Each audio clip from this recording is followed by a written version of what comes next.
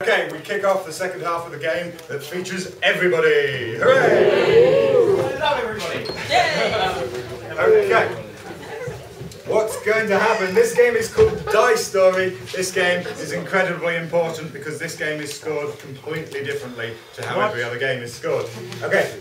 What's going to happen in this game? The first person eliminated will receive 1 point, the second person will receive 2 points, 3 points, and so on, okay?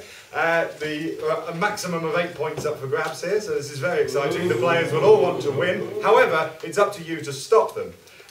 What's going to happen? They're going to tell a story, but they can only speak when I'm pointing at them. As I move from person to person, the next person has to carry on from exactly where the previous person left off, even if that's in the middle of a word. If they fail to do this, ladies and gentlemen, I'd like you all to shout the word die, please. Practice this, 1, 2, 3. Die! It does sound better in a demon voice. 1, 2, 3. Die!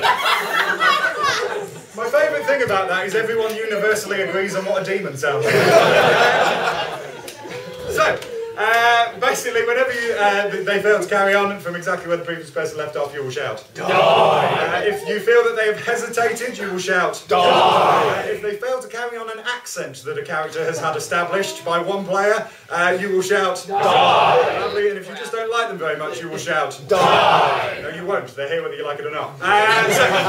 However, I need you to be incredibly aggressive with the dice, because this game at the last Smackdown went on way too long. Any little weakness that you see at all, shout die, okay? Outstanding, right, good. Now that we're suitably intimidated. So, basically, we need 4 things in order to start this story. I need a person from history, please. Henry VIII. Niels Bohr. So, well, I'm going on majority rules, and since 2 people simultaneously said Henry VIII, Henry VIII. Can I have a fictional character, please? Winnie the Pooh. Winnie the Pooh. Awesome combination of people already. Something that Winnie the Pooh and Henry VIII might be looking for. Honey. Obviously, honey. Thank you. Did you say sex? Your version of Winnie the Pooh is not the same as mine. That explains why Eeyore was so depressed. And finally, can I have a non-geographic location where they might be looking for honey, please? At the sea life. Logical. Right, okay. Chapter 1. It was a warm, sunny day, and Henry VIII and Winnie the Pooh were lounging out in their back garden.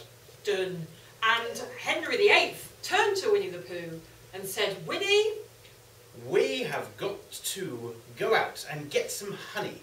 We need all of the things that we can take with us to bring honey back, like jars and pots. And other forms of receptacle, because this is going to be the most important adventure that we've ever undertaken as 2 best friends. Me and you, Winnie, till the end. We will conquer the bees and bring back the honey for all to enjoy. Most important... Die! Yeah, this is Brexit Britain, I'm afraid. Okay, chapter 2. Henry and Winnie exited Sea Life Centre, looking for bees and looking for honey. Unfortunately, Winnie the Pooh fell over and almost instantaneously saw a clue on the ground. It was a trail of honey leading towards a really big beehive full of bees. Because that's what you find in a beehive, bees and honey. And Winnie the Pooh said, oh, Henry... You cannot gather all that honey yourself. I am an expert climber and shall use my claws to climb this big sequoia tree. And so, Winnie the Pooh yanked their claws into the bark, climbing slowly higher and higher until, oh no, the bark, it's falling off of the tree. Winnie begins to... Die! No favourites tonight. So that is 1 point for Caitlin and Dave, 2 for Tom. On it. Lovely. Chapter 3. Winnie was stuck on a precipice when in his ear he heard, shit! I'm gonna fall! The only thing that can stop me falling is if I smear myself in honey to cling onto the rock face. Ah! He shouted really loudly to wake all the neighbours, and they were very angry about that. Die! And so Then he went out of the cliff face by having smeared himself in honey and attracting attention, and all The bees flocked to him to recoup their honey from... Ah, they said, and stung him to buggery.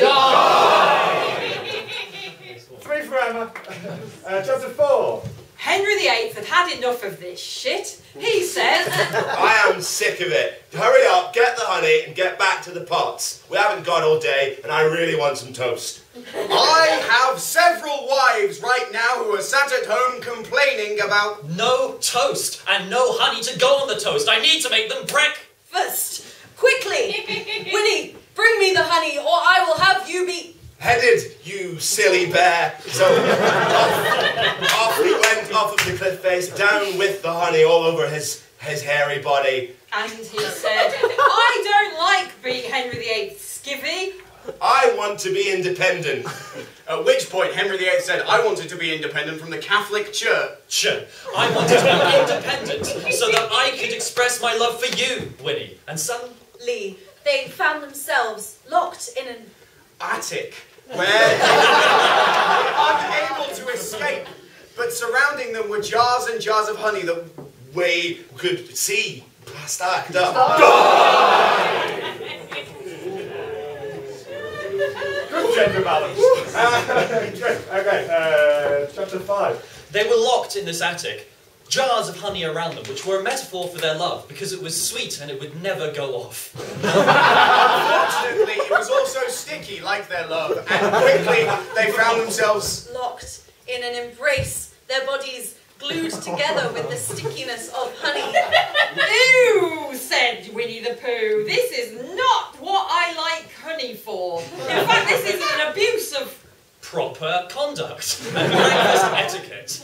And Henry VIII turned to Winnie, slowly looked him dead in his silly bare eyes and said, I think I and you should get divorced. so that I can... Give my love to many more bears throughout the land. He then produced a ring from out his buttocks and said to Winnie the Pooh, "Whew," that was the noise of him tearing the ring apart, because he was to divorce him, not marry him. He said, with this ring I thee divorce, Winnie the Pooh, so that you are now Unable to marry anybody else. so I will marry a different woman and she will have Long, luscious hair. and beautiful brown ears. that go down to her neck, And can drip in the honey. knee. of my love.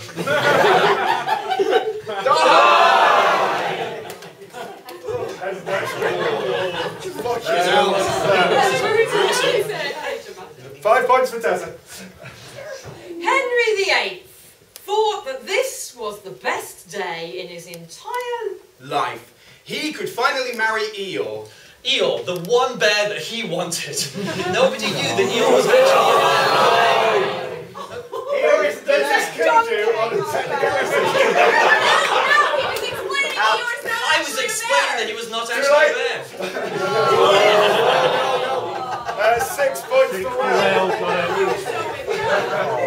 Okay, final chapter. Already ended it Before when he called Eeyore Eeyore a would bear. agree to marry Henry VIII, he must send him on a quest. Let's keep going. to find the ultimate prize that would truly prove Eeyore's love. His tail, which had been lost in a honey Trap. It was a painful incident that never had been seen before or since. the dead Die!